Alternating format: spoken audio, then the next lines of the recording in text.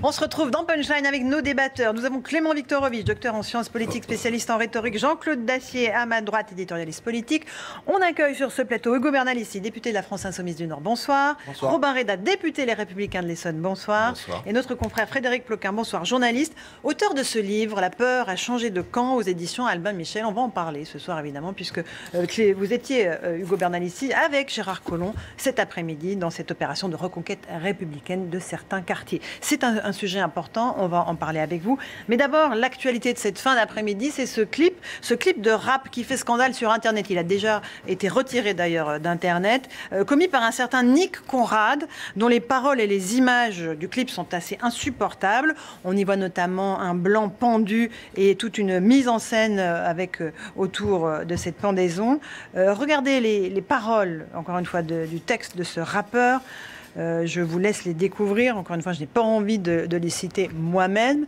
De l'incitation à la haine raciale, ça me paraît assez clair. En tout cas, c'est ce que dit Gérard Collomb. On écoute tout de suite la réaction du ministre de l'Intérieur. Que l'on exprime la haine des Blancs, la haine des Noirs, la haine des autres, c'est totalement hors des lois de la République. Et donc, nous veillerons toujours à faire respecter les lois de la République.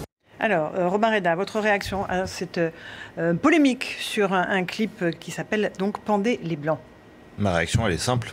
C'est pas une incitation à la haine, c'est un appel au meurtre. Parce que les mots, vous ne les citez pas, je le comprends, mais ils appellent à pendre, à brûler des Blancs, des enfants. Et ce clip est d'une violence inouïe. Donc ça mérite, vous l'avez visionné? Ça mérite plus, oui, ça mérite plus... que des condamnations morales ou médiatiques. Ça mérite une comparution immédiate, ça mérite d'être traduit devant la justice. Et il ne faut pas confondre la création artistique, les clips musicaux, avec la haine la plus abjecte. Et traiter quelqu'un de sale blanc ou de sale noir, le racisme, il vaut pour tout le monde, il doit être combattu. Et les propos racistes, les propos homophobes, les propos antisémites, qui sont... légion dans la bouche de ce genre d'individus, on se rappelle du rappeur Medine il y a quelques mois, doivent être non seulement condamnés par l'ensemble des élus et c'est le cas, hein. La société, et je l'espère, mais doivent être aussi condamnés par la justice. Alors, Hugo Bernalicis, votre réaction à ce clip?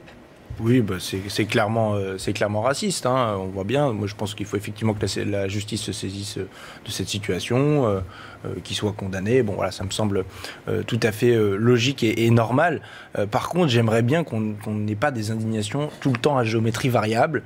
Il n'y a pas si longtemps que ça, il y a un certain monsieur Zemmour qui a dit aussi des horreurs sur un plateau, et j'ai pas vu Gérard Collomb aller expliquer que c'était pas bien de dire des choses pareilles. Donc, voilà, moi, je suis pour qu'on combatte tous les racismes et tous les racistes, point. Alors, et arrêter les indignations aussi à géométrie variable. Je ne pense pas qu'on puisse comparer ce qu'a dit Éric Zemmour de comparer, oui. et ce qu'a dit ce rappeur. Provoque. On va juste... la réaction de Jean-Luc Mélenchon à l'instant, c'est tous les racistes, toutes les haines communautaristes sont nos ennemis. Aucun appel au meurtre ne doit rester impuni. En France, le racisme n'est pas une opinion, mais un délit. La justice est en train de se saisir de l'affaire. Mais c'est pas la même chose entre Éric Zemmour. C'est pas la même intensité, etc. Mais attendez, il y a quand même un problème. C'est que autant ce rappeur, personne ne le connaissait avant la polémique d'aujourd'hui, on peut aussi le déplorer par ailleurs. Bon, Éric Zemmour, je crois qu'il a un peu une certaine surface médiatique. On est d'accord, mais on ne parle pas d'Éric Zemmour aujourd'hui, Hugo Bernalicis. On parle de ce qui est dit dans ce clip. Encore une fois, j'ai pas entendu Gérard Collomb protester sur ce qu'avait dit. C'est normal, ça n'a rien à voir. Je vois que j'avais raison de dire qu'il fallait que tous les élus condamnent ça, parce que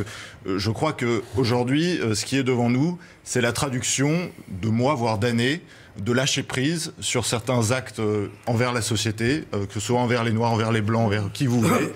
Et je voudrais rappeler à ce titre, il y a quelques mois, des syndicats, Sud en l'occurrence, qui organisaient des manifestations, des réunions où les Blancs étaient exclus. D'ailleurs, une de vos collègues, France Insoumise, avait largement soutenu ce mouvement dans les médias. Donc voilà, entretenir ce climat de haine, entretenir un climat communautariste, donner l'impression qu'il y a des races supérieures ou inférieures, que ce soit du côté des Blancs, des Noirs ou que sais-je. C'est déjà introduire des hiérarchies, c'est introduire de la haine et c'est introduire demain ce qui va diviser profondément la société Frédéric française. Ploquin, votre réaction? Alors en revanche, laissons Zemmour là où il est, mais en revanche, le rapprochement avec Yann Moix pourrait être beaucoup plus intéressant. Et on entendra Gérard Collomb le là-dessus. nommé Moix sur une chaîne de télévision, sur un plateau sur lequel j'étais, puisque c'est à moi qu'il s'adressait. En l'occurrence, s'est livré à une diatribe qui s'apparentait clairement à la haine, une espèce d'appel à la haine anti-flic. Donc là, oui, il y a peut-être... Et là, Gérard Collomb, effectivement, a réagi opportunément. Je voudrais juste dire un mot sur ces injures racistes, profondément racistes. J'ai été surpris, enfin, j'ai pas été surpris, mais en tout cas, en discutant avec des dizaines de policiers, comme je l'ai fait pour écrire ce livre, je me suis rendu compte que les insultes à caractère raciste visant des policiers français étaient beaucoup plus nombreuses qu'on ne le croit. Ils se font traiter régulièrement, il faut l'entendre, il faut le savoir, il faut que ça sorte, parce que c'est pour ça qu'ils m'ont parlé, c'est pour que je le raconte. Ils se font traiter dans certains quartiers de sales français, de sales blancs, assez régulièrement, et je trouve que ça fait tout à fait écho avec la pseudo-chanson de ce jeune rappeur qui lui aussi devait chercher le buzz, mais qui, s'il écrit ses textes, à mon avis, doit penser quelque chose de ce qu'il écrit. Alors justement, il pense quelque chose et il l'a dit à nos confrères de RTL. On va voir ses piètres justifications, écoutez-le. En disant pendant les Blancs, effectivement, on est dans la provocation, c'est vrai. Mais en même temps, c'est une image forte, parce que ce sont des choses qui sont réellement arrivées au peuple noir. Tous les éléments qui sont cités dans le morceau, un à un, les uns à la suite des autres, sont des éléments qui ont vraiment touché et marqué le peuple noir dans sa chair véritable. C'est pas des mots comme ça, en fait, prononcés. J'ai décidé d'inverser, en fait, le système, de manière à ce que tout le monde, blanc comme noir, puisse se rendre compte de la situation qui nous marque tous, en réalité. J'ai réalisé un court-métrage qui reste une fiction. Je veux dire, il arrive un moment où, pour moi, les choses sont simples et claires. Je pense qu'un raciste, pour de vrai, ne peut pas se vanter de prendre le micro et dire des choses abominables, comme c'est dit dans le clip. C'est dit pour une raison. C'est dit pour que les gens se réveillent réellement. Je ne peux pas regretter ce que j'ai dit, parce que je sais pourquoi je l'ai dit, et je continue à porter ce message qui est plus en profondeur, est un message d'amour, en réalité, plus qu'un message de haine. Alors Clément Viktorovitch, on a déjà bondi tout à l'heure sur le message d'amour. Vous voulez revenir sur les propos de ce rappeur? En fait, sa justification, elle n'est pas acceptable. Encore une fois, c'est une justification qui est classique dans le rap, qui consiste à invoquer le second degré et l'hyperbole, l'exagération volontaire. Et c'est vrai qu'une grande partie du rap pivote là-dessus. Mais le second degré, il doit être marqué dans le texte. Il doit y avoir des indices, des indicateurs. On doit pouvoir dire, mais regardez, vous voyez bien qu'en fait, je ne pense pas ce que je dis. Et dans le texte de ce jeune homme, on voit à aucun moment une marque du second degré. Donc, c'est un texte abject, c'est un texte raciste. Il sera probablement condamné. Et on est en train de lui donner plus d'attention que ce qu'il faudrait. En revanche, à ce titre-là, justement, moi, je crois qu'il y a des rapprochements avec lesquels il faut faire attention. C'est-à-dire que là, on a quand même effectivement une incitation à la haine, voire à la violence raciale. On ne peut pas rapprocher ça de n'importe quoi. L'analogie avec le rappeur Medine, par exemple, elle me semble totalement fallacieuse. Les propos de Medine sont effectivement ambigus. Il y a des textes qui sont à minima maladroits, voire dérangeants. En revanche, il n'a jamais été condamné par la justice. Il ne le sera probablement pas. Et précisément, Medine rentre dans cette zone grise du rap où on peut débattre ensemble du second degré de l'interprétation. De la même manière, l'analogie... De la même manière, l'analogie avec ce que dit Yann Moix, on peut être choqué des propos d'Yann Moix. J'ai moi-même dit que je les trouvais maladroits, et c'est un euphémisme. Je pense qu'ils sont plus que maladroits, ils sont choquants et blessants. Mais enfin, ne faisons pas le parallèle entre les propos d'Yann Moix et ce jeune homme. Encore une fois, c'est un appel au meurtre. Donc, s'il vous plaît, gardons-nous de comparaisons qui mettent tout sur le même plan. Là, on a quelque chose qui est extrêmement choquant, qui est plus que ça, qui est très grave sur le plan du vivre ensemble et simplement du respect des valeurs républicaines. Ne mélangeons pas tout. Jean-Claude Dacier, votre Non, moi, je maintiens ma comparaison de tout à l'heure. Je pense que dans la technique, pour attirer la lumière et faire parler les médias, je pense que Yann Moix est dans une démarche qui, certes, ne peut pas être strictement comparable, mais il y a quelque part... voilà, plus c'est gros et plus ça va attirer du monde et faire parler de moi. Mais bien évidemment. Et les unes choquantes de valeurs actuelles, dans ce cas-là, c'est pareil. Non, mais Yann Moix, il met en danger les policiers. Là, t'es dans un mélange qui ne t'honore pas. Le même que vous, Jean-Claude Dacier. On ne s'égare pas. Honnêtement, les explications de toute façon de ce garçon sont absolument contradictoires et ridicules et stupides. Mais tous ceux qui, il y a encore quelques mois ou quelques semaines, disaient qu'il existait un racisme anti-blanc dans ce pays, on considérait que c'était des fascistes, que c'était des gens qui disaient n'importe quoi. C'est une preuve supplémentaire, et M. Ploquin le disait tout à l'heure, qu'il existe hélas, un racisme anti-blanc qui croît et se développe dans ce pays. C'est pour ça que le vivre ensemble s'éloigne à grands pas et qu'il y a lieu de s'inquiéter, franchement. Romain Reda, votre réaction à ce qu'a dit tout à l'heure ce rappeur? La provocation, la vulgarité, ça fait partie du rap. Et d'une certaine manière, ça fait aussi partie de l'art. Là, ce que l'on voit, c'est juste un type sans cervelle qui ne peut pas nous faire le coup du malaise identitaire. Le type est fils de diplomate, de ce que j'ai pu lire avant l'émission. Donc juste, il participe à un climat, et pardon de reprendre les analogies, mais il participe à un climat anti-France, qui se traduit là par un racisme anti-blanc. L'assimilation est facile, mais qu'on a eu aussi dans les insultes anti-laïcards ou anti-laïques de Médine, ou dans d'autres faits divers que l'on voit tout au long de l'année, où des personnes s'en prennent volontairement à des personnes françaises, qu'elles soient blanches ou pas d'ailleurs, parce que monsieur citait les policiers, mais on a aussi dans le corps de la police et de la gendarmerie de nombreux agents issus de l'immigration maghrébine ou qui sont noirs de peau et qui se font insulter, traités de collabos, plutôt de traîtres, par des traîtres envers la France. Et je crois que tous ces gens-là, et moi je partage, nous devons condamner toutes les formes de racisme à l'égard des citoyens de la République. On va reparler de la situation du malaise des policiers dans un instant, Frédéric Ploquin. On a juste en duplex depuis la mairie de Noisy-le-Grand, dont est originaire ce rappeur, Brigitte Marcigny, qui est la maire, les Républicains de cette ville. Bonsoir madame. Il est originaire de votre commune, de la cité du Champy. Il y a 2 ans, dans le journal municipal, il était présenté comme l'étoile montante de la scène locale. Est-ce qu'encore une fois, vous êtes choqué aujourd'hui par ces propos? Est-ce que vous regrettez de l'avoir ainsi mis en lumière? Alors je vais vous répondre. D'abord, j'ai découvert ce monsieur ce matin par l'un de vos confrères qui m'a alerté sur le clip. Je sais que le journal municipal en a vaguement parlé, mais à l'époque, ça n'était que un jeune homme, une jeune puissance montante de la musique qui nous faisait un petit peu de hip-hop avec de la soul. Donc, on n'avait pas de raison de combattre et de ne pas le mettre en avant, si j'ai bien compris ce qui a été fait à l'époque. Aujourd'hui, on découvre ce clip de haine qui est absolument insupportable et qui m'a incité à déposer plainte. Déposer plainte d'abord pour discrimination, d'abord pour incitation à la haine. Ensuite, on découvre qu'il habite Noisy. Effectivement, c'est comme ça que j'ai fait sa connaissance, si je puis dire, par médias interposés. Et je me demande si ce garçon... il lui est pas arrivé quelque chose dans la tête et il s'est pris pour un joueur de jeux vidéo. Enfin, c'est n'importe quoi. C'est absolument scandaleux pour les habitants de la ville et je répondrai à mon ami Romain Reda qui a tout à fait raison qu'il faut se battre contre ce type d'action. Mais est-ce que c'est parce qu'il fait une incitation à la haine contre blanc qu'il faut tout de suite nous-mêmes avoir une attitude extrêmement désagréable vis-à-vis de toute la population de Noisy, y compris tous ceux qui viennent d'un certain nombre de pays, à la fois d'Afrique, à la fois des Antilles, à la fois de l'Est, de l'Ouest. On est une ville cosmopolite et c'est quand même complètement délirant de voir un tel clip d'une telle violence. Et quelqu'un me posait la question de savoir comment se fait-il qu'un blanc ait voulu participer à un tel clip, si ce n'est pour faire du buzz. Il faut arrêter de parler de ce monsieur, il faut arrêter de citer son nom, il faut arrêter d'aller sur les médias pour en parler. Il faut l'interdire de médias. Enfin, c'est n'importe quoi, ça. Et est-ce que ça peut remettre en cause le vivre ensemble que vous louez et qui existe à Noisy-le-Grand? Alors, je vais vous répondre, sûrement pas. Sûrement pas, parce que les relations que nous avons avec les gens du quartier, notamment du Champy, qui sont des gens qui attendent avec impatience l'arrivée de la gare du Grand Paris, qui attendent l'évolution de leur quartier, qui sont contents de voir justement des progrès dans leur quartier. Je ne les vois pas en train aujourd'hui de venir dire que ça ne va pas et que ça va remettre en cause le bien vivre ensemble. Non, j'y crois pas. Je veux dire, quand les rappeurs à Orly, pour ne pas citer que on fait le buzz à l'intérieur de l'aéroport d'Orly, on n'a pas mis Orly au banc de la société, donc on est dans la même situation.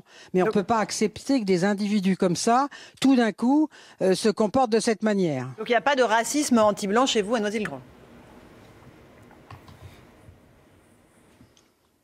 Comme il peut y avoir du racisme dans tous les sens.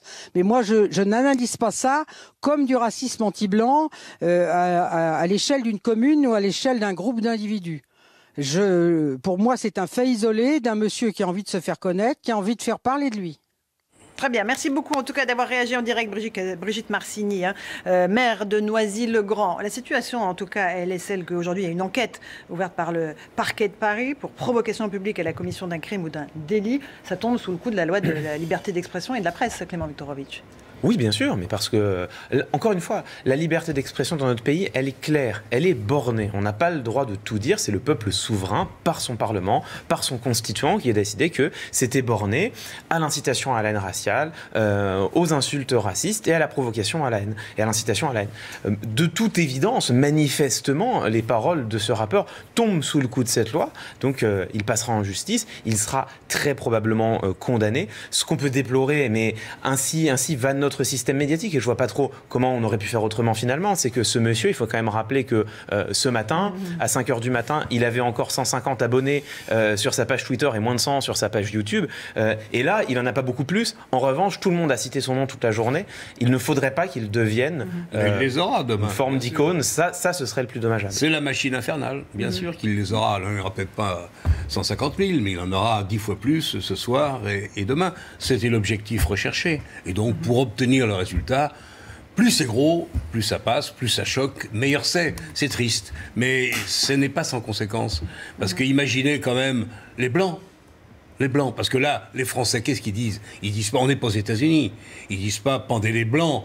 Ils disent, pendez les Français. Voilà ce que la réaction du peuple français, quand il voit un Olybrius comme celui-là, en plus de sa fille de diplomate, qui devrait être éduqué, qui vit à Noisy-le-Grand dans de bonnes conditions, se permettre ça. Encore une fois, c'est triste et ça fait et ça ne fait qu'accentuer les risques d'une société communautaire. À ce rythme-là, ça sera bientôt inéluctable. Avec une montée des tensions raciales, on peut le dire, Clément Viktorovitch? Bien sûr. Alors ça, c'est une autre question. D'abord, puisque vous avez, Laurence, parlé de la liberté d'expression, je ne résiste pas, puisque vous mettez le sujet sur la table, je ne résiste pas à faire un parallèle qui, lui, me semble intriguant. Monsieur Zemmour, dont on parle beaucoup depuis quelques semaines, Monsieur Zemmour, il y a quelques mois, est venu sur ce plateau, exactement à la place de Jean-Claude Dacier, nous parler de la liberté d'expression. Pas sur mon plateau. Et pas sur le vôtre, Laurence, sur le plateau de Pascal Praud en l'occurrence. Et il est venu nous expliquer que pour lui, la liberté d'expression devait être totale et absolue. Et il était venu nous expliquer qu'il était absolument scandaleux et insoutenable que la justice condamne quelqu'un pour ses propos, quel qu'il soit. Et il avait ajouté, on doit en France pouvoir tout dire. Eh bien, j'attends que M. Zemmour soit cohérent avec ses actes et qu'il vienne prendre la défense de la provoque. Mais cher Clément, il faut être cohérent. Dans les limites que tu as décrites dans ta précédente intervention. C'est-à-dire dans les limites de la loi. Zemmour dit qu'il ne doit pas y avoir de limites. Justement, Zemmour a une conception absolue de la liberté d'expression. Anglo-saxonne. Anglo-saxonne. J'attends donc qu'il soit cohérent avec lui-même et qu'il défende Nick Conrad. C'est autre chose. Gouvernail ici, encore une fois. Sur ce débat, sur cette polémique, est-ce qu'il y a une montée des tensions raciales dans notre pays? Est-ce que ça antagonise, évidemment, ce genre de clip? Bah oui, il peut y avoir une montée des tensions raciales. Après, vous savez, il y a des racismes où on met plus la lumière que d'autres, et il y a aussi le racisme anti-asiatique dont on ne parle pas si souvent et qui finalement est vécu quotidiennement par des dizaines de milliers de personnes dans ce pays. Non, voilà, il faut combattre tous les racismes et toutes les formes de racisme, quel que soit le degré. Voilà, clairement. Et il faut être ferme là-dessus. Et c'est pour ça qu'on a quand même la chance en France d'avoir une république qui est constituée par son contrat politique et pas par une ethnie, pas par une religion, ou je sais pas trop quoi. Et c'est liberté, égalité, fraternité. C'est ce message-là qu'il faut faire vivre pour faire du vivre ensemble. Romain Reda. Moi, je suis d'accord pour ne pas faire de la pub à cet idiot. Seulement, les propos qu'il relate sont des propos que l'on voit régulièrement sur les réseaux sociaux, que l'on entend dans certains quartiers de nos territoires en difficulté et qui participent à une forme de ségrégation de la société française, de division, de fracture. Et donc, il faut prendre cet événement médiatique du jour à sa juste valeur, c'est-à-dire voir la réalité en face, arrêter de nous cacher derrière des propos d'estrade et des propos de salon, et voir qu'aujourd'hui, le racisme, l'antisémitisme, l'homophobie, la haine d'un certain nombre de nos concitoyens est présente dans la République et qu'elle doit être combattue partout.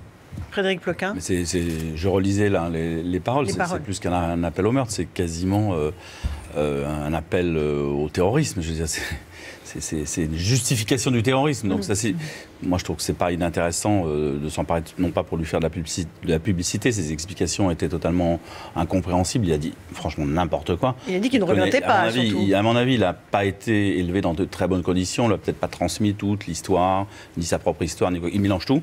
C'est une espèce de pot pourri, son cerveau, apparemment, d'après ce que j'ai cru comprendre. Mais ça nous dit quand même quelque chose sur le fait que ça existe. Et je reviens à ce que les policiers qui sont en première ligne dans ces quartiers et qui nous représentent et qui sont les seuls représentants de la République dans ces quartiers bien souvent, parce que la plupart des gens des autres services publics les ont quittés, eux, je vous le dis, subissent ça, pas au quotidien, mais presque. Je veux dire, des insultes. On ne les traite pas de sales flics, on les traite de sales blancs, de harkis éventuellement pour les policiers d'origine maghrébine ou de choses comme ça. Donc on met, dans ces quartiers, on met la race en avant. Donc il y a vraiment un problème qu'il faut traiter, à mon avis, pas par la police, mais par l'école, parce que je crois que c'est vraiment un problème de structure mentale et d'éducation, là. On recevait Laetitia Avia la semaine dernière, députée de La République En Marche, qui porte un projet pour justement réguler les appels à la violence sur Internet. Est-ce qu'il faut légiférer là-dessus? Est-ce qu'il faut aller encore plus loin dans la régulation des réseaux sociaux, Omar Reda? Est-ce que vous serez d'accord avec elle? Je suis d'accord sur le principe. Il est très beau, ce principe. La régulation de ce qu'on appelle les trolls sur les réseaux sociaux, c'est... L'obligation sous 24 heures de retirer des contenus illicites. C'est s'employer à vider un océan à la petite cuillère, très honnêtement. Aujourd'hui, l'enjeu, il est dans l'éducatif. Il est dans la prévention. Il est dans la compréhension de ce pourquoi aujourd'hui on a des enfants qui sortent du système scolaire en ayant la haine de l'autre, de l'étranger, du national, de je ne sais qui. Du juif, et qui propage cette idéologie à coup de fake news, à coup de préjugés, à coup de blagues qui n'en sont pas, et parfois à coup d'appel à la violence, voire au meurtre. Très bien. On va continuer ce débat dans un instant dans Punchline. On parlera aussi des policiers avec vous. Vous étiez sur le terrain aux côtés de Gérard Collomb, Hugo Bernalicis, et avec vous Frédéric Ploquin, auteur de ce livre. La peur a changé de camp. À tout de suite sur CNews.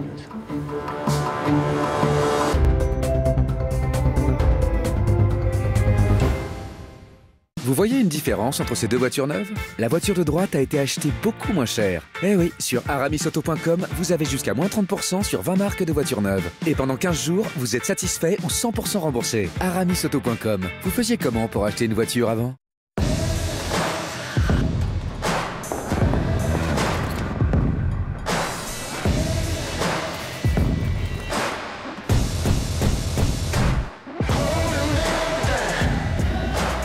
Nouveau design.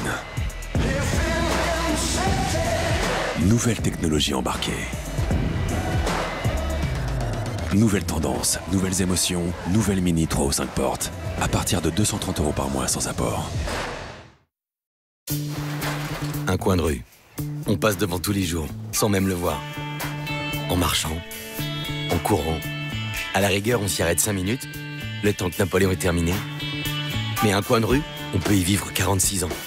Y travailler, y jouer, y emménager, y déménager. Dans un coin de rue, on peut rencontrer son futur mari. On peut y naître ou y renaître.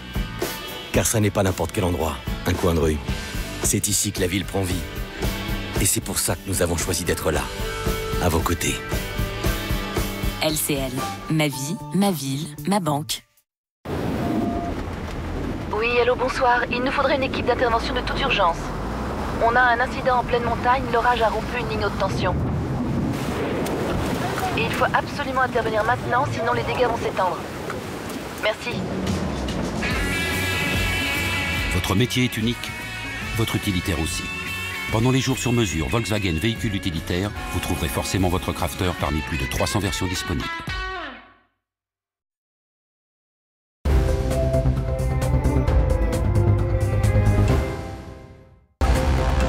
L'actualité économique, c'est tous les jours sur CNews. Au programme, 3 rendez-vous dédiés, du lundi au vendredi, la chronique éco, vos chiffres éco du jour, et le week-end, l'hebdo de l'éco.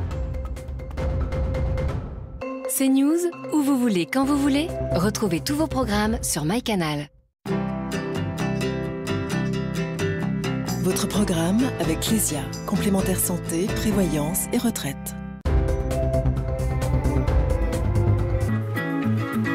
Rencontrez votre futur emploi. Rencontrez vos nouvelles compétences. Rencontrez d'autres parcours.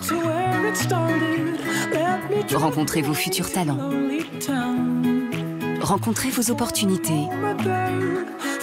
Rencontrez-nous. APEC, nous rencontrer, c'est avancer. Oh. Chez Fortunéo, vous bénéficiez d'une performance de 7,62% net en 2017 en confiant la gestion de votre contrat d'assurance vie à nos experts. Sérieux? Sérieux? Sérieux? Eh oui, Fortunéo Vie a été récompensé par le Grand Prix de l'assurance vie 2018. Oh. Bah ouais. Ah ouais. Oh, c'est bon ça. Fortunéo, j'aime ma banque.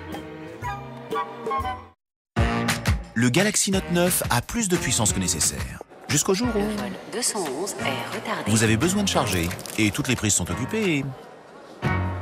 Ah, bah en fait, tout va bien. Mais pourquoi une télécommande pour un smartphone? Ah, voilà pourquoi. Parfait. Et qui a vraiment besoin d'un téra de mémoire? À moins que... Alors, c'est bon? Non. Ah, je vois. Nouveau Galaxy Note 9, plus de puissance que vous n'en avez besoin, jusqu'à ce que vous en ayez besoin. Attention, voici une offre exceptionnelle. Avec Comme J'aime, testez une semaine gratuite. Chloé a perdu 5 kilos pendant sa première semaine gratuite. Si ça marche, c'est top. Si ça marche pas, ben, tant pis, on l'a pas payé, c'est gratuit. Louise, elle, a perdu 3 kilos pendant sa première semaine gratuite. Je me suis dit que j'avais rien à perdre. Il fallait juste que je me laisse tenter. Alors vous aussi, lancez-vous et testez une semaine gratuite. Appelez tout de suite le 0809 100 200. 0809 100 200. Ou rendez-vous sur commej'aime.fr. commej'aime.fr. Merci du temps que vous avez consacré à remplir notre formulaire. Néanmoins, il manque la référence en haut à gauche sur votre carte grise. C'est sans fin votre truc. Alors, LJ4... Attendez. L comme Laurent. Oui. J comme Gilbert. Non, Gilbert, c'est avec un G. Excusez-moi. On reprend depuis le début. Et alors, L comme... L, comme laisser tomber. Appelez CIC. Avec l'e-devis assurance auto, 3 photos de documents suffisent pour un devis immédiat. CIC, construisons dans un monde qui bouge.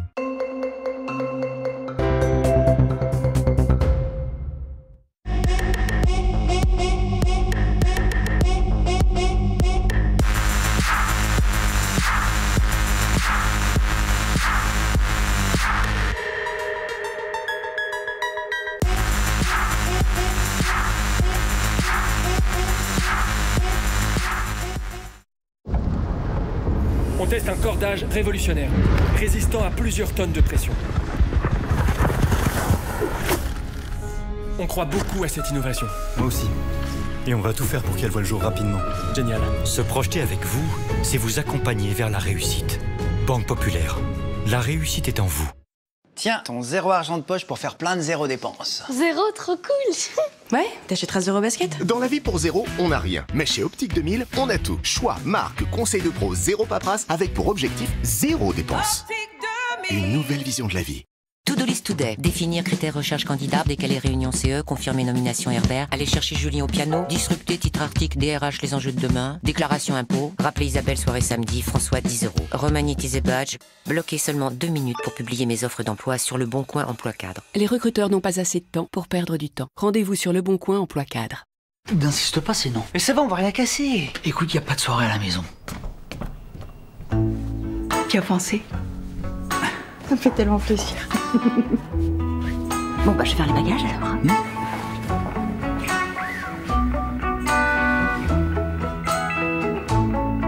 Avec ce Lenovo, vous pouvez retrouver les pages web de votre mobile instantanément sur votre PC. Mais on peut venir le configurer. Boulanger, si bien ensemble. Cet ordinateur Lenovo est équipé du processeur Intel Core i5 et Windows 10. Chez Optique 2000, garantie casse pour les lunettes de vos enfants. Dispositif médical. Adrien est policier. La nuit, il doit faire face à toutes sortes de situations. Mais le matin, en rentrant chez lui, une simple fuite d'eau peut lui paraître insurmontable. Voilà pourquoi chez GMF, tous nos contrats habitation incluent sans surcoût une assistance urgence plomberie 24 h sur 24, 7 jours sur 7. GMF, premier assureur des agents du service public. GMF, assurément humain.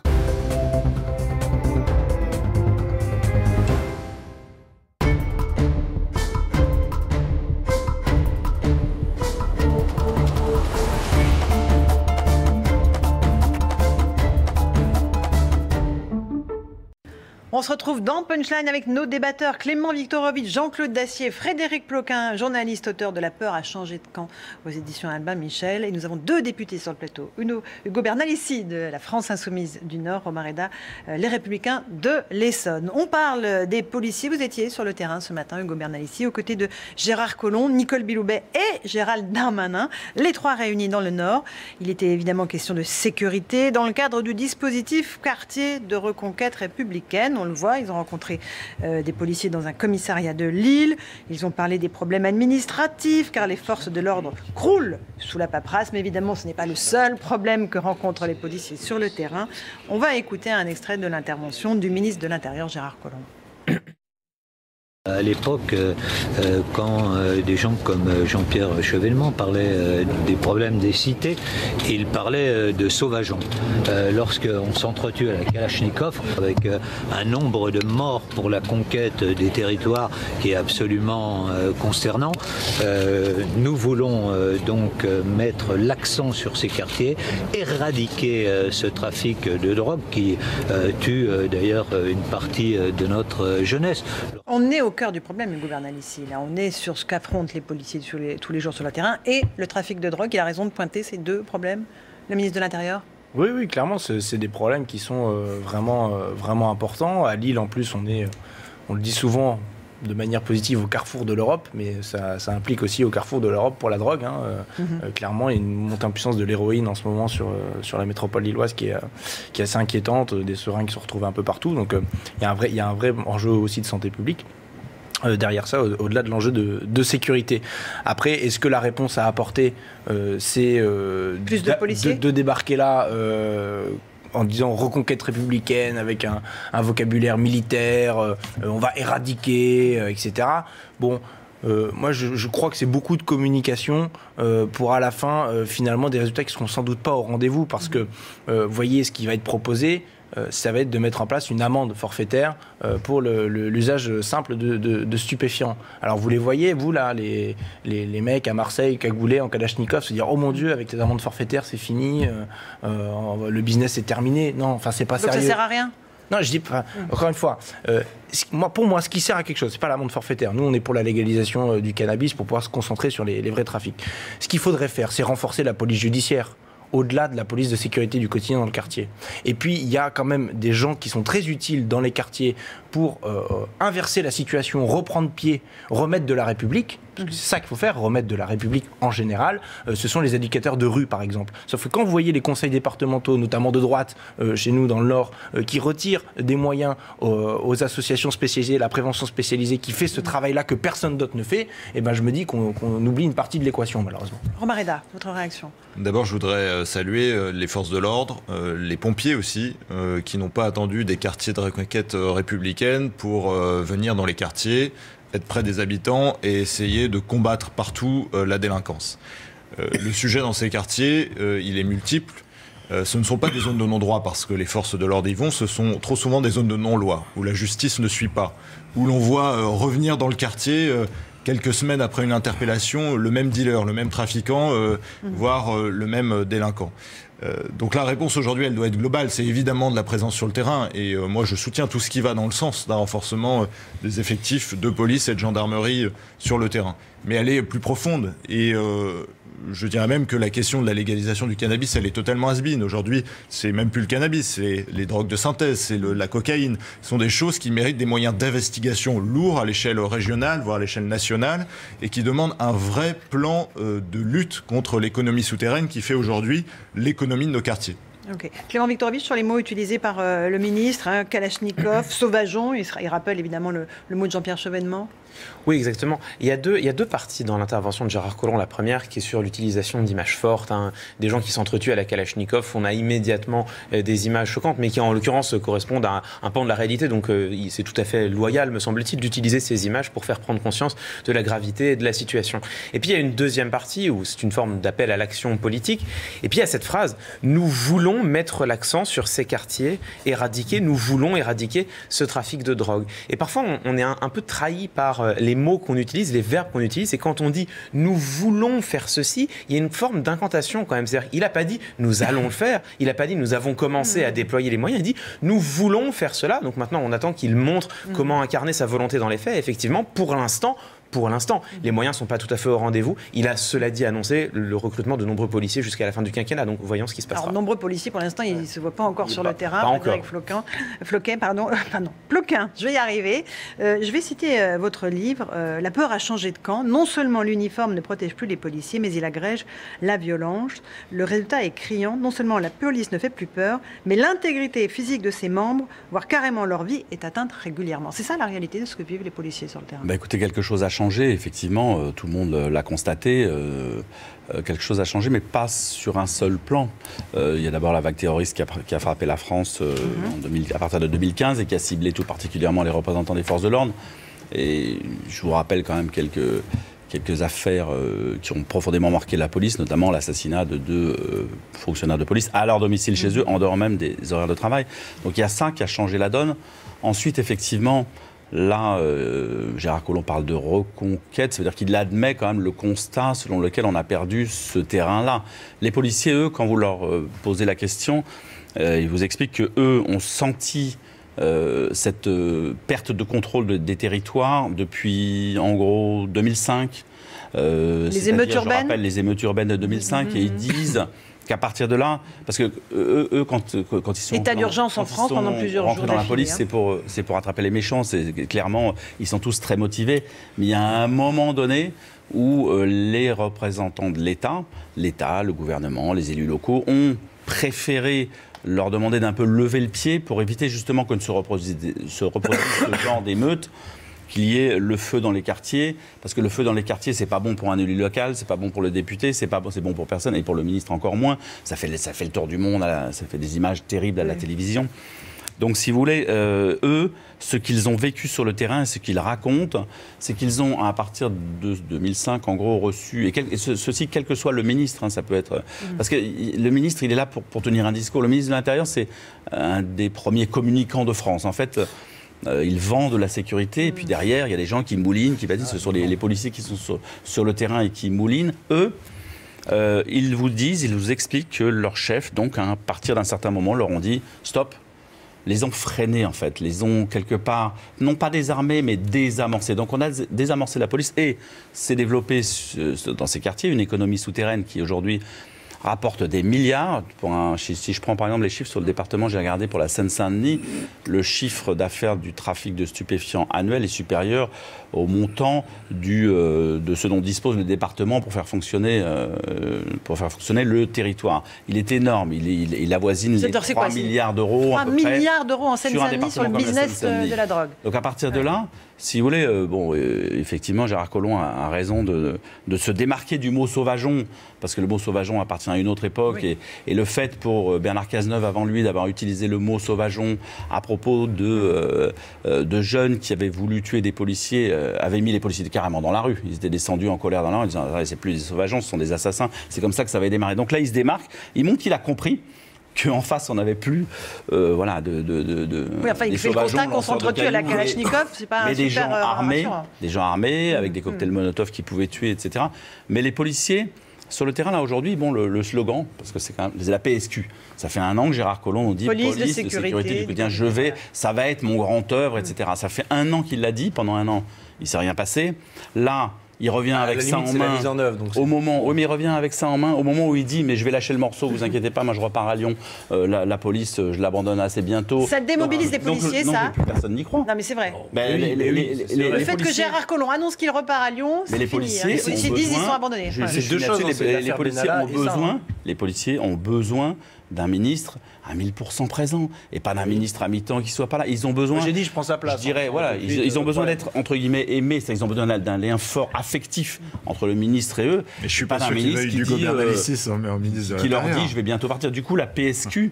Elle est morte-née déjà. Non, elle résonne un peu comme un slogan qu'on se demande, on espère. Mais cela dit, pour finir là-dessus, c'est le bon sens. En gros, ça revient à remettre de la police sur le terrain dans les endroits où elle n'était plus. Jean-Claude Dacier, votre réaction? Non, mais le discours fait peur, mais je crois que c'est un discours de terrain. notre invité sait de quoi il parle. Moi, je suis très pessimiste parce que ça fait 30 ou 40 ans, avec déjà Bernard Tapie, qui a mis beaucoup d'argent et on a cessé de le mettre. La police manque sûrement de moyens, mais je crois que c'est la République qui est trop bienveillante pour les raisons que nous avons indiquées tout à l'heure, essayer d'éviter que les émeutes ne se reproduisent et chacun des maires s'efforce d'avoir les meilleures relations du monde avec ses communautés pour que cette cité n'explose pas.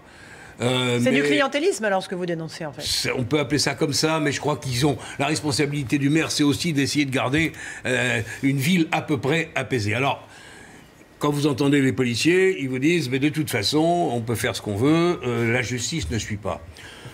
Bon, on peut faire tous les reproches qu'on voudra à la justice, mais elle aussi manque de moyens, c'est une évidence. Et il n'y a pas de mètre carré pour mettre les gens en prison. Il y en a 2, il y en a 3, voire davantage dans les cellules. On paye toutes les factures en même temps. Ça fait 30, 40, 50 ans, pour des raisons sur lesquelles je ne veux même pas revenir, qu'on n'a pas fait ce qu'il fallait. La police, elle est dans l'état que nous connaissons, qui vient d'être décrit.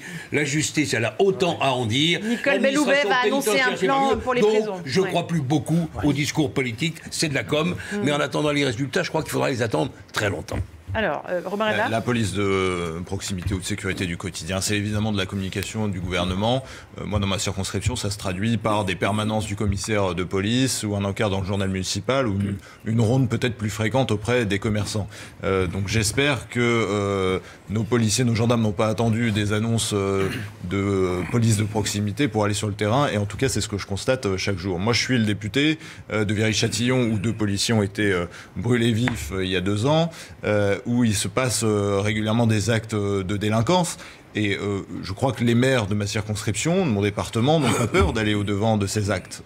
Évidemment, c'est une mauvaise publicité pour le quartier, pour la ville. Mais si on n'alerte pas les pouvoirs publics, si on cache, si on est complaisant avec ce qui se passe sur nos territoires, évidemment, nous n'aurons pas la réponse républicaine de l'État qui s'impose. Et aujourd'hui, la réalité, c'est que les maires sont obligés de faire seuls avec des policiers municipaux. Regardez les petites annonces pour l'embauche des policiers municipaux. Les communes n'arrivent même pas à trouver des policiers municipaux aujourd'hui, tant ils sont demandés, tant nous n'avons pas assez de moyens de l'État sur les territoires de policiers. Et puis, il y a la faillite pénale. Effectivement, la politique de Mme Belloubet qui est annoncée, c'est la droite ligne des années Taubira. C'est moins de places de prison, c'est moins de peines de prison.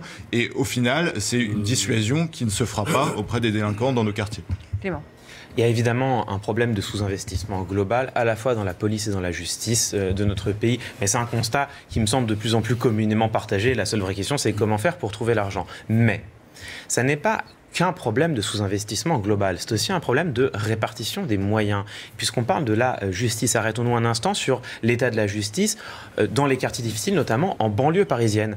Il y a un rapport qui a été rendu le 31 mai dernier par 2 parlementaires de l'Assemblée nationale sur la situation de la Seine-Saint-Denis et qui s'intéressait notamment à la situation de la justice dans les tribunaux de Seine-Saint-Denis. Qu'est-ce qu'on apprend ? On apprend qu'au tribunal d'instance d'Aubervilliers, il y a 2 magistrats permanents avec 8 mois d'attente pour instruire les affaires. Dans le 15e arrondissement de Paris, pour une population globalement équivalente, il y a 4 magistrats, le double des délais réduits à 4 mois pour un taux de criminalité bien inférieur. Donc à un moment donné, il faut poser évidemment la question de l'investissement global, mais aussi la répartition des moyens de l'État.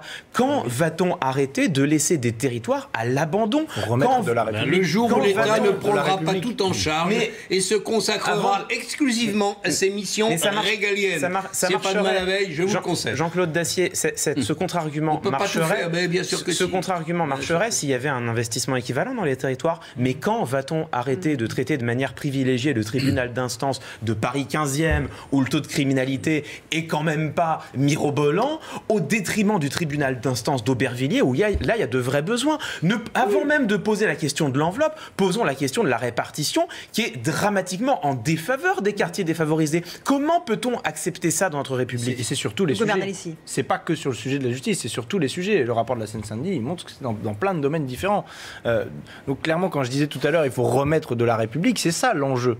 Et oui, ça passe aussi par des policiers de proximité qui sont sur le terrain, mais c'est pas la seule réponse. Et quand on entend Gérard Collomb qui explique que on va tous mourir dans les quartiers, qu'on peut plus circuler, etc., faut pas non plus complètement trop noircir le tableau, parce que sinon, on ne donne pas les réponses qui sont adaptées. Mais il y a quand même une difficulté dans cette police de sécurité du quotidien, c'est qu'on est resté quand même au slogan, aux grandes phrases, et qu'on laisse laisse se débrouiller, pour être resté poli, les policiers et la hiérarchie policière en disant faites bien comme vous pensez qu'il faut faire. Et souvent des jeunes policiers qui sortent à peine de l'école. Et même, ça va au-delà. Dites-vous bien que quand les précédents gouvernements de droite, je veux dire du bien de la droite, ça va pas arriver souvent, ont mis en place leur réforme de remettre des policiers dans des quartiers, alors c'était plutôt pour faire les gros bras, mais bon.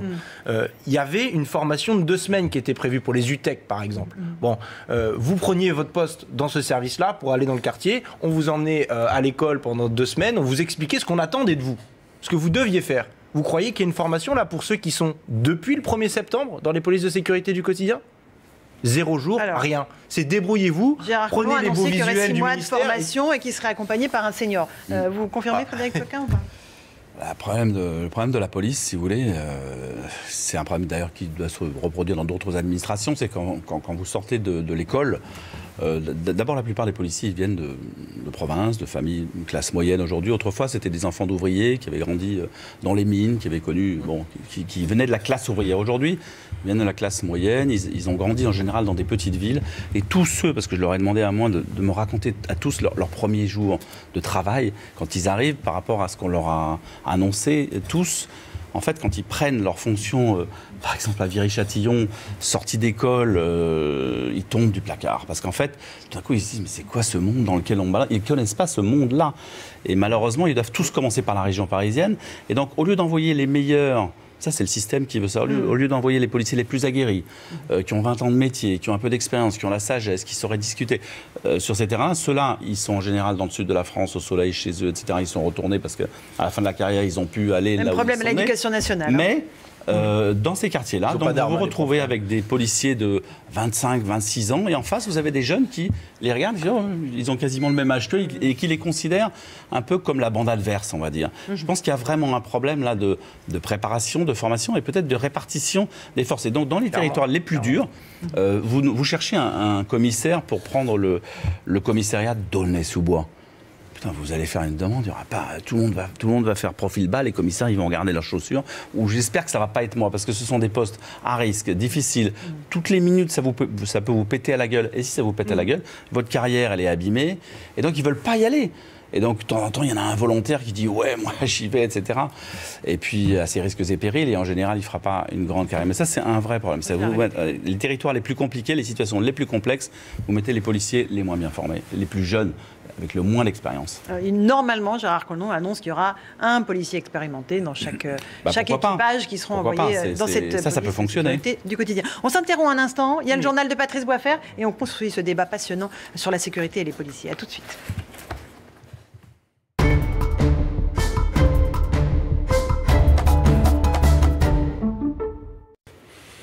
Bonsoir Laurence, bonsoir à tous. Il se défend d'appeler à la haine raciale, mais la polémique enfle. Nick Conrad est l'auteur d'un clip insoutenable avec ce titre équivoque, PLB pour Pendez les Blancs. Dans cette vidéo supprimée par YouTube, on peut notamment entendre le rappeur de Noisy-le-Grand dire « Je rentre dans la crèche, je tue des bébés blancs ». Nick Conrad précise avoir inversé les rôles. C'est une fiction qui montre des choses qui, du début à la fin, sont vraiment arrivées au peuple noir. Le parquet de Paris a, dans le même temps, ouvert une enquête. Le ministre de l'Intérieur, Gérard Collomb, condamne, lui, sans réserve. Écoutez.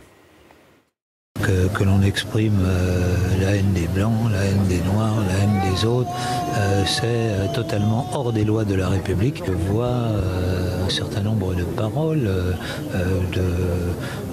de chanteurs de rap. Je suis profondément choqué.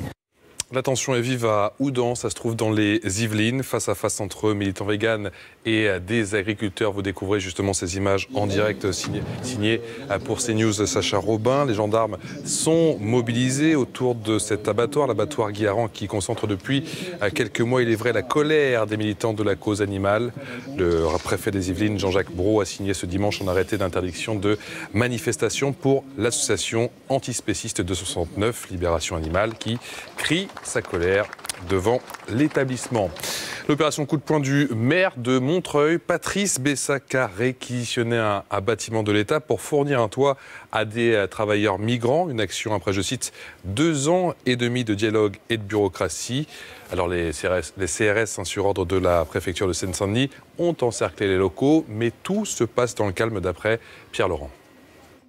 À l'intérieur, tout tout est très calme. Et ce qu'on espère surtout, c'est que les conditions d'une vraie discussion et négociation avec la préfecture s'installeront le plus vite possible pour régulariser la situation de cette installation. La Seine-Saint-Denis, décidément au cœur de l'actualité. Édouard Philippe a reçu à Matignon aujourd'hui les 18 parlementaires du département, 4 mois après le rapport qui pointe les inégalités dans les domaines de l'éducation, de la police ou encore de la justice. Les élus réclament des mesures d'urgence et surtout un échéancier. Le Rassemblement national récupère 1 million d'euros, soit la moitié de ses subventions publiques. Cette saisie avait été ordonnée dans le cadre de l'enquête sur les soupçons d'emploi fictif au Parlement européen. Marine Le Pen annonce qu'elle ne se pourvoira finalement pas en cassation et elle accepte donc cette saisie. Et puis, certains amoureux de l'environnement préfèrent en rire. Emmanuel Macron a été sacré champion de la Terre par les Nations Unies. Le président français a doublement titré même, car la 2e édition du One Planet Summit fait de lui son ambassadeur pour le climat. 2 titres honorifiques qui récompensent plus une attitude qu'un bilan. Les précisions depuis New York pour CNews, c'est avec Elisabeth Guedel. Le titre n'est qu'honorifique, mais le symbole est fort pour Emmanuel Macron. Ce prix de champion de la Terre remis par les Nations Unies le confirme à la place de leader mondial de l'engagement en faveur de la lutte contre le réchauffement climatique, un rôle d'ambassadeur reconnu par la communauté internationale. L'organisation l'an dernier à Paris du premier sommet sur le climat et puis son appel lancé aux scientifiques du monde entier après le retrait des États-Unis de l'accord de Paris ont été salués à l'ONU. On est loin ici des polémiques françaises suscitées notamment par le départ de Nicolas Hulot du ministère de l'Environnement. Ce prix attribué à des personnalités comme l'ancien vice-président américain Al Gore, très actif sur les questions environnementales, vient couronner les efforts d'Emmanuel Macron le jour du coup d'envoi de la 2e édition du One Planet Summit, ce grand sommet sur l'environnement ici à New York. 19h passées de 1 minute sur CNews, c'est l'heure de la dernière partie de Punchline.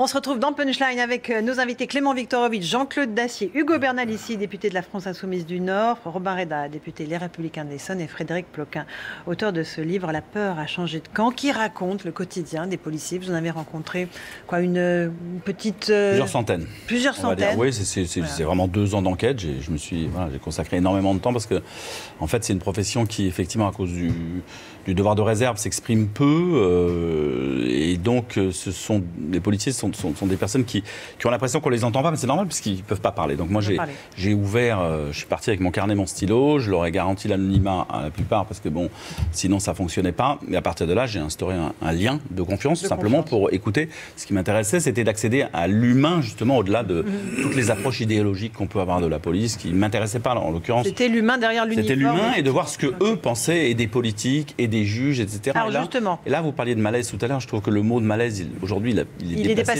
Ouais. Oui, on est dans une situation un peu de rupture parce que les policiers ont l'impression ils se sentent abandonnés. Ouais. Ils se sentent vraiment abandonnés. C'est grave. Par la République, par les politiques. Par leurs ministres. Par leurs ministres parfois. Par les juges, par leurs propres chefs. Ils se sentent suspectés. Et par les médias aussi. Donc il y a une situation de malaise. Oui, plus que de malaise. C'est une vraie crise. On va écouter Gérard Collomb parce qu'effectivement, il a décidé finalement de porter plainte après les propos de Yann Moix, qui était très très violent envers les policiers. On va écouter le ministre de l'Intérieur. On va porter plainte. Il n'y a aucun problème là-dessus. Oui. Bien sûr qu'on va porter plainte. Sur quoi? Qu'est-ce que vous faites si vous voulez, pour injure, là, justement, nous essayons toujours de faire les choses dans un cadre légal. Comment voulez-vous qu'elles soient respectées dans les quartiers si elles ne sont pas respectées au sommet? Donc, je pense qu'il faut raison garder. D'ailleurs, lui-même l'a bien vu, puisque ensuite, il s'est excusé. Mais c'était un peu tard. Voilà, il s'est excusé, Yann Moix, Clément Viktorovitch, mais le mal est fait. Oui, en l'occurrence, si les propos d'Yann Moix tombent sous le coup de la loi, ça me semble absolument pas choquant, et voire même au contraire totalement normal que le tribunal en soit saisi. Il y a un petit élément qu'on ne voit pas passer, mais qui est drôle, qui est anecdotique mais drôle dans les propos de Gérard Collomb. Il nous dit « Nous essayons toujours de faire les choses dans un cadre légal. Pour le ministre de l'Intérieur, effectivement, c'est préférable. » Jean-Claude Dacier. Écoutez, je précise ce que je disais tout à l'heure. La République n'a plus les moyens financiers de se doter les moyens qui seraient nécessaires. Moi, je n'ai connu qu'une ville qui savait s'en sortir et qui s'en est sortie et qui avait une criminalité impressionnante, c'est New York. Le maire de New York a dit tolérance zéro. Alors la tolérance zéro, il faut faire attention à ce qu'on dit. Néanmoins, si on ne se donne pas les moyens d'avoir une République qui cesse d'essayer de ménager en permanence la chèvre, le chou, pour pas qu'il se passe ceci, pour pas qu'il se passe cela, si elle ne donne pas l'exemple, ne parlons pas encore une fois de tolérance zéro, mais de grande fermeté avec ceux qui ne respectent pas la loi, on va continuer à vivoter comme ça, avec des coups de com' ici ou là, et quelques moyens dérisoires. Je vous cite, Frédéric Ploquin, la génération montante ne craint rien. Plusieurs cas sont signalés où de jeunes caïds cherchent à poursuivre leur bras de fer avec les keufs, flics en verlan, hors des heures de travail, sur le terrain privé. C'est ça la réalité, c'est que vous avez l'uniforme, mais vous l'enlevez, vous risquez encore de vous faire agresser devant chez vous. Cet été, il y a eu un cas, je suis désolé, c'est encore en Seine-Saint-Denis, mais où des policiers qui avaient arrêté des trafiquants de drogue ont été retrouvés, donc recherchés et quelque part pris en filature par des délinquants qui les ont retrouvés pour leur casser la figure. Donc ça, au pied de la nounou de leur enfant. L'immeuble de la nounou de l'enfant. Mais pour revenir à Yann Moix, effectivement, moi j'étais sur le plateau, puisque bon, c'était une émission d'Ardisson consacrée justement à ce sujet, sur la peur, a-t-elle changé de camp ou pas. Et moi, j'ai vraiment, je l'ai vu commencer à parler. En fait, je l'ai trouvé tellement caricatural que, honnêtement, et très sincèrement, j'ai éclaté de rire. Parce que j'avais l'impression d'avoir un discours nord-coréen, quoi. Une espèce de dictateur nord-coréen qui me balançait les choses comme ça. Et c'était...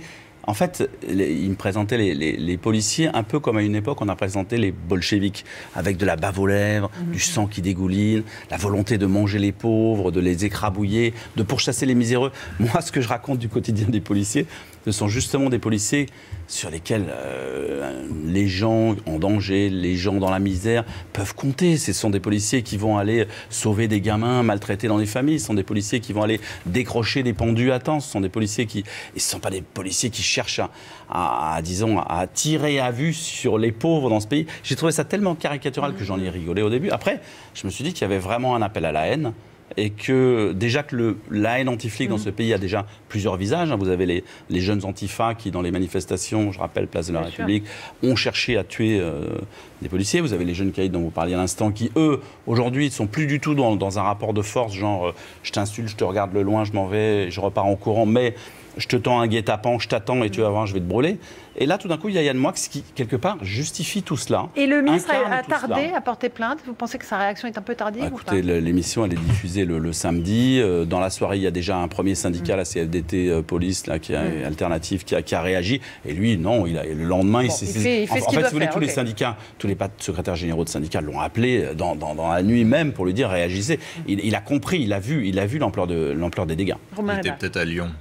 Ça, c'est possible. Je crois qu'il ne faut pas qu'on attende le prochain attentat ou le prochain colonel Beltrame pour appeler au respect de nos policiers. Ça doit être tout le temps et ça ne doit pas être seulement dans des moments de crise difficiles, douloureux pour notre unité nationale.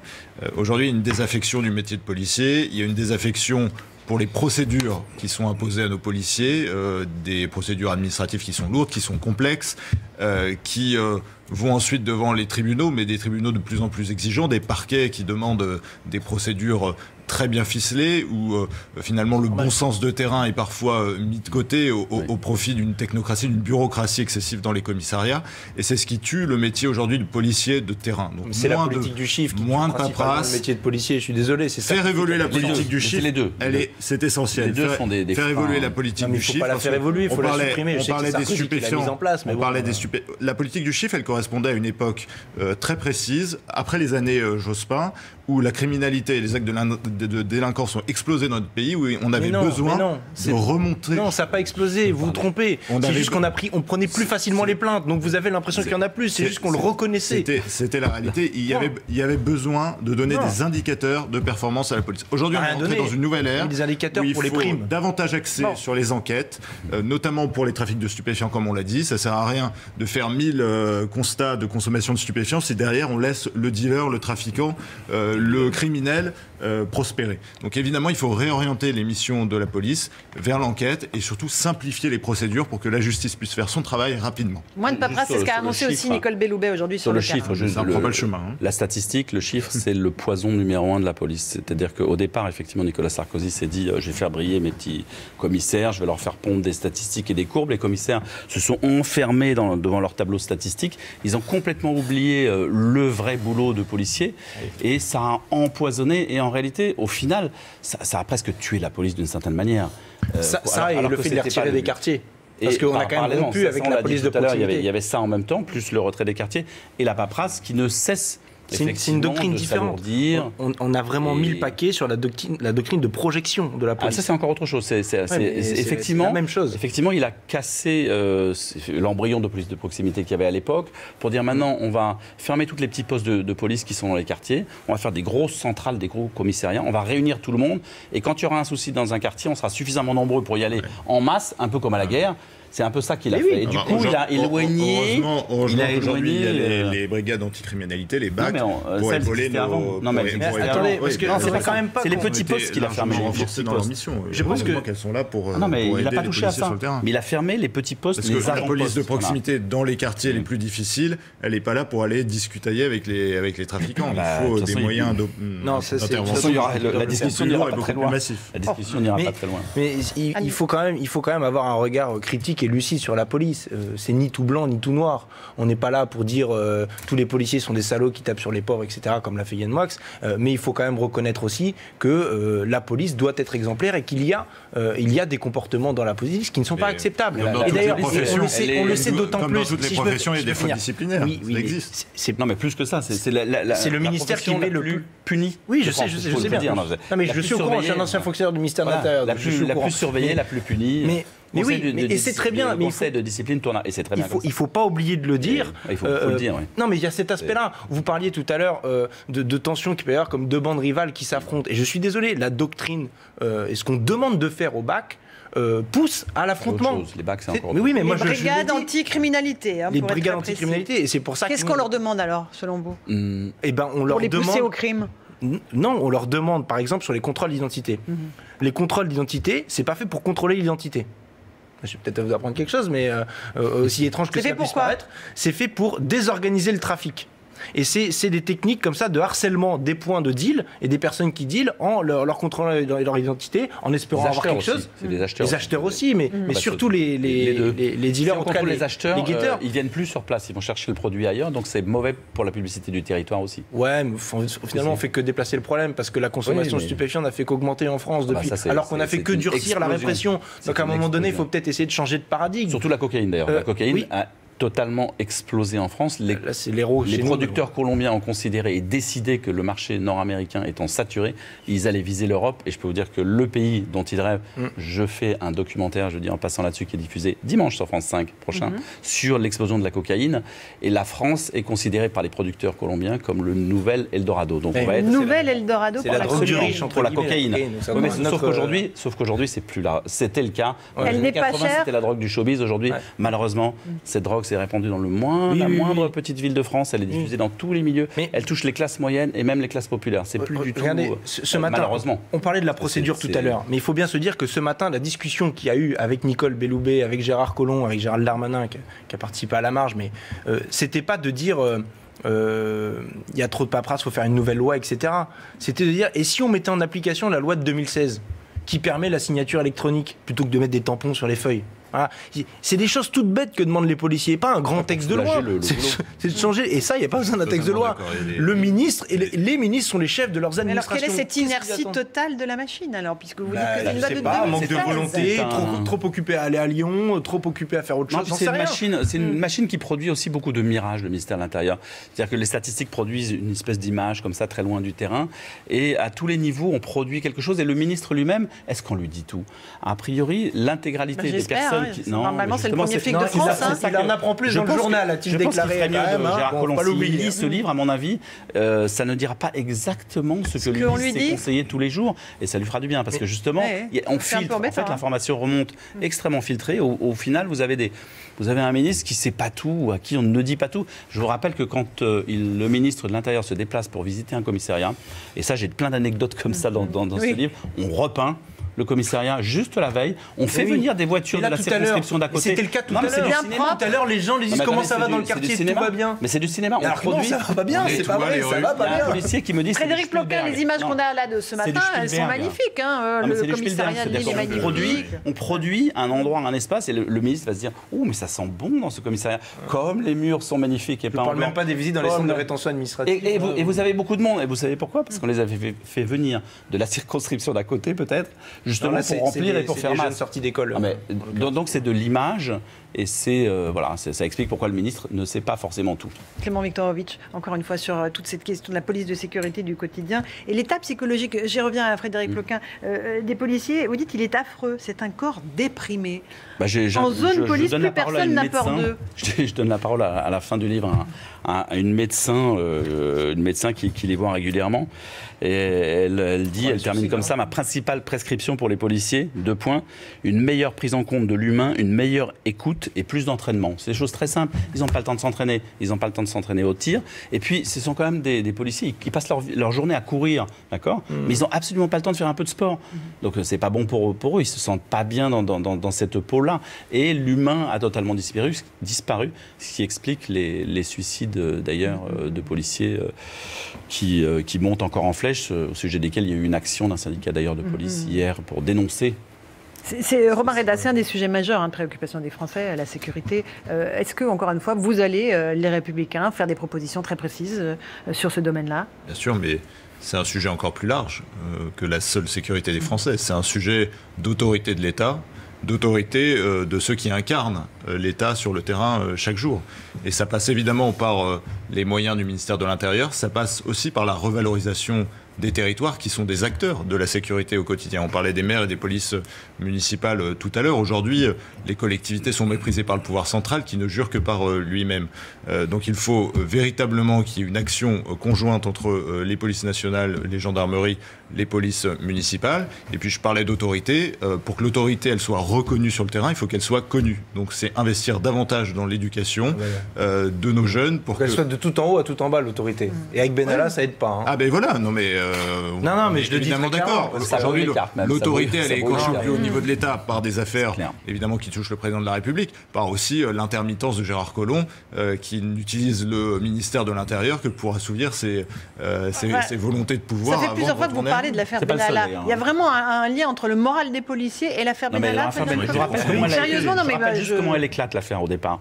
Elle éclate parce qu'il y a des manifestants tabassés le 1er mai lors d'une manif. Et sur les réseaux sociaux, c'est regardez encore ces policiers qui tapent sur les manifestants, etc. C'est comme ça que ça commence. Et évidemment, quand les policiers découvrent qu'en fait, le gars qui est à la manœuvre derrière la matraque ce jour-là ou derrière le coup de poing, il n'est absolument pas flic. Il se prend pour un flic, il rêve de l'être, mais il ne l'est absolument pas. Vous comprenez bien qu'il se soit tout à fait logiquement emparé de cette affaire pour dénoncer ces fausses accusations qui pesaient cette fois contre eux.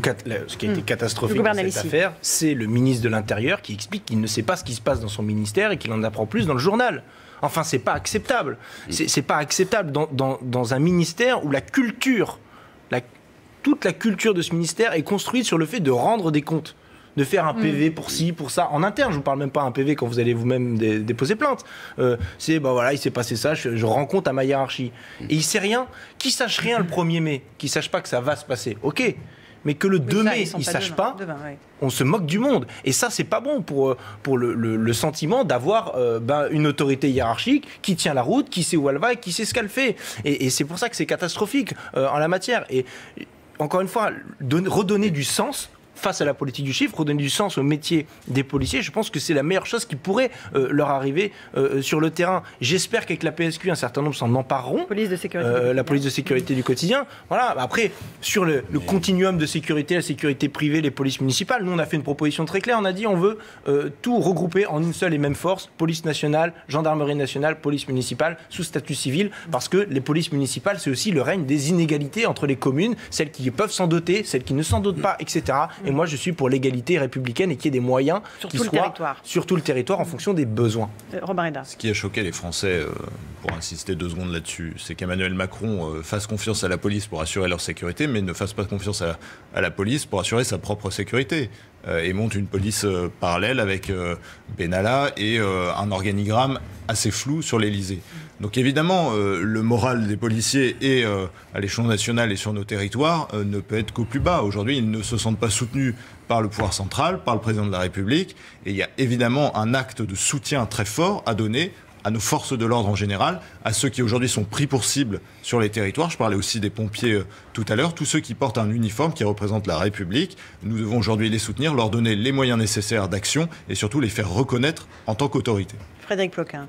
La peur peut changer de camp, pour reprendre le titre de votre livre. C'est un peu tard. Peu. Je suis pas d'accord avec cette je sais pas si je peux intervenir. Alors, je voudrais juste expliquer le titre à ce moment-là. Quand je dis la peur a changé de camp, c'est une phrase qui est issue des propos des policiers et qui revient à plusieurs reprises dans leur bouche, qui est donc dans les. Donc on prend cette phrase qui est récurrente, on va dire. Mais quand on parle de peur, quand je parle de peur, c'est pas forcément la peur physique seulement, bien qu'elle existe aujourd'hui et que les policiers, quand ils vous racontent que quand ils sortent de chez eux le matin, ils se retournent, ils regardent à droite, à gauche s'ils ne sont pas suivis, ils ont l'arme à portée de main, ça, vous sentez quand même que la peur physique est là. Mais c'est pas seulement de celle-là dont je parle. Les policiers se sentent suspectés, mais y compris par les juges. Ils ont l'impression d'être présumés coupables dans le regard des magistrats. Donc ils ont peur des magistrats, ils ont peur des médias, parce que les médias leur tapent dessus en permanence et sans toujours regarder ce qui s'est vraiment passé sur le terrain. Ils ont peur également de la bavure, parce que si vous voulez, on a inculqué la police, le ministère de l'Intérieur, on n'est pas aux États-Unis. Ici, quand il y a une bavure, tout le monde est traumatisé. Heureusement d'ailleurs. Je veux dire, et donc ils sont traumatisés par ça. Les chefs ont peur de la bavure, à tel point qu'on leur a dit ces dernières années, bon, l'arme... moins tu la touches, moins tu la sors. Bon, évidemment, t'en as besoin, tu la prends, mais moins tu la touches, mieux tu te porteras. Et si tu la sors, et si tu t'en sers, tu vas avoir des ennuis. Et c'est ça qu'on leur a inculqué. Il y a une augmentation de 50% des tirs. Justement, là-dessus, il y a le terrorisme qui arrive. Là-dessus, il y a le terrorisme qui arrive et qui change un petit peu la donne. Et du coup, on est dans une situation dangereuse. Moi, je suis pour ce discours de dire utilise le moins possible de ton arme. Mais je ne suis pas. C'est une lourde responsabilité. Je ne dis pas que c'est bien que. Quand je dis que je suis pas d'accord avec votre titre, c'est pas. En fait, c'est pas un titre, c'est un propos de policier. Voilà, mais j'entends bien, mais justement, l'idée, c'est pas que la peur change de camp ou rechange de camp. L'objectif, c'est pas d'avoir peur du policier. C'est de les respecter, qu'on les respecte. Oui, mais c'est pas pareil. C'est le respect. Gagner le respect parce qu'on en a peur, c'est pas le meilleur respect. Non, mais au moins avec cette phrase. À mon sens, après. Au moins avec cette phrase, ils sont entendus. Et d'ailleurs, la preuve, on en parle. Je veux dire, et les policiers avaient besoin, non mais c'est vrai, ils avaient besoin qu'on mette tout ça sur la table. Donc on le met, on en débat. Je suis pour que le policier soit respecté dans son travail en tant qu'autorité, mais le policier, c'est pas que du répressif. Et puis il n'est pas censé non plus, effectivement, instiller la trouille aux gens quand ils passent. Au contraire, il est censé nous rassurer. Et puis surtout, il est censé obtenir l'adhésion de la population, qui est la meilleure source d'information pour pouvoir résoudre des enquêtes, etc. D'où l'intérêt de la police de proximité avec des policiers qui restent au même endroit, qui connaissent les gens, qui connaissent les commerçants, qui connaissent les associations, etc.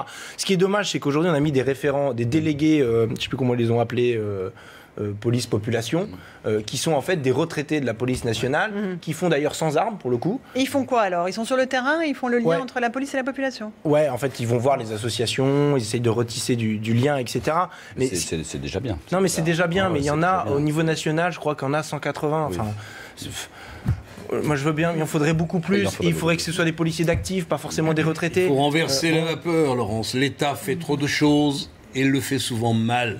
L'État n'a rien à faire dans le trafic des trains, dans le vol des avions et dans combien d'autres activités qu'il fait mal. Donc je sais que ce n'est pas votre vision, permettez-moi d'avoir la mienne. l'État fait trop de choses et le fait mal. Donc doit déléguer un certain nombre de tâches. Reconcentrer l'État sur les tâches essentielles des Français, ça serait déjà pas mal. Mais on traîne ça depuis la guerre. Les aéroports, c'est des frontières. On traîne ça depuis la guerre. Aussi, hein. Oui. L'aménagement du territoire, ça a l'air assez régalien. Que vous mettiez des agents de police aux frontières, personne ne vous le reproche. Mettre des syndicats de pilotes qui font à peu près ce qu'ils veulent dans la compagnie, c'est un autre problème. Vous savez très bien ce que je veux dire. Mais voilà. Non, qu'est-ce que vous voulez dire? C'est un autre débat. Il faut faire marche arrière et ça va pas être facile parce qu'il y a des opposants. L'État, des proposants. Trop souvent, l'État n'a pas la solution, c'est le problème. Mais regardez, sur la formation des policiers, une difficulté, là, on parle de recruter 10 000 policiers. Oui. Très bien, c'est ce qu'il y avait dans notre programme aussi. Sauf que c'est pas 10 000 policiers qu'on proposait de recruter, c'est 5 000 personnels administratifs. Vous trouvez les 300 milliards, je ne sais pas où, mais vous les trouvez. C'est 5 000 personnels administratifs, 2 000 de la police technique et scientifique.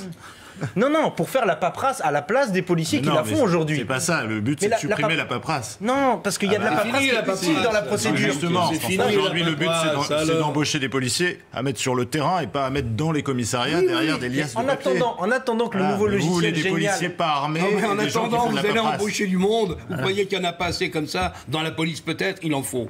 Mais il y a tellement d'autres endroits. Il y a tellement d'autres endroits. Aussi dans les hôpitaux, il en faut. Mais il y a des tas d'endroits où il en faudrait moins. Et ça, vous ne voulez pas l'accepter. Mais s'il y avait moins de bureaucratie, plus de policiers. Si je peux terminer mon propos sur la formation, aujourd'hui, on forme les policiers en 9 mois pour recruter plus vite. C'est pas acceptable parce qu'on a un cocktail qui est explosif. 9 mois, ça vous paraît trop court, parce que c'était un an avant.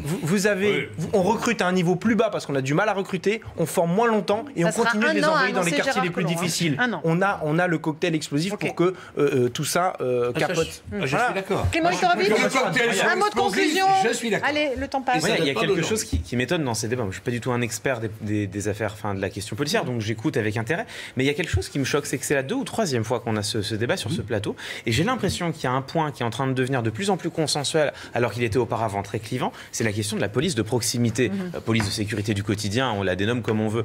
Et c'est vrai que c'était la mesure phare de Lionel Jospin, démantelée par Nicolas Sarkozy dès son arrivée au pouvoir. C'était à l'époque une véritable question politique, extrêmement clivante, et j'ai quand même l'impression qu'aujourd'hui, on semble avoir un consensus sur cette question, que tout le monde se rassemble sur l'idée que finalement c'était une bonne chose, qu'il faut le déployer, et un point de consensus comme ça sur une question aussi cruciale, ça me semble plutôt être rassurant. Allez, attendons les résultats. Le consensus, il se fait sur la montée des violences, les attaques aux personnes de plus en plus nombreuses et le besoin d'agir le plus rapidement possible. Attendons les résultats, mais souhaitons qu'ils soient bons. Et merci.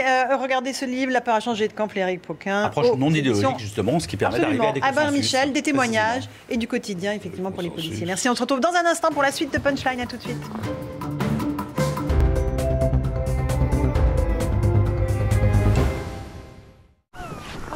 Pour l'anniversaire de Sophie, ses amis voulaient lui offrir un inoubliable voyage pour deux.